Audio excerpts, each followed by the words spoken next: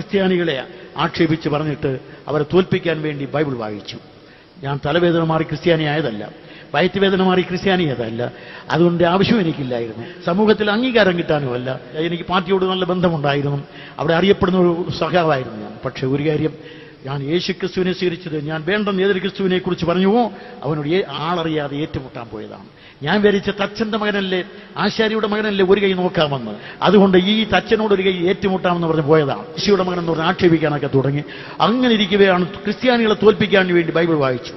പക്ഷേ വായിച്ചപ്പോൾ ഓരോ പുസ്തകം വായിച്ചിട്ട് വിമർശനം ഞാൻ എഴുതി വെച്ചു. പക്ഷേ ഒടുവിൽ യോഹന്നാനിയുടെ സുവിശേഷത്തിന്റെ ആമുഖത്തിൽ വന്നു. ആ പ്രൗഢഗംഭീരമായ ആമുഖം എന്നെ പിടിച്ചു നിർത്തി. അതിന്റെ പ്രൗഢഗംഭീരമായ ആമുഖം വായിച്ചപ്പോൾ ആദിയിൽ വചനമുണ്ടായിരുന്നു, വചനം ദൈവത്തോടു കൂടെയായിരുന്നു, വചനം ദൈവമായിരുന്നു, വചനം ജഡമായി കൃപയും സത്യവും നിറഞ്ഞവനായി നമ്മുടെ ഇടയിൽ പാർത്തു. അതുവരെ ക്രിസ്തുവിനെ നിന്ദിച്ചും പരിഹസിച്ചും ഒക്കെ വന്ന് ഞാൻ ഇവൻ ഏതോ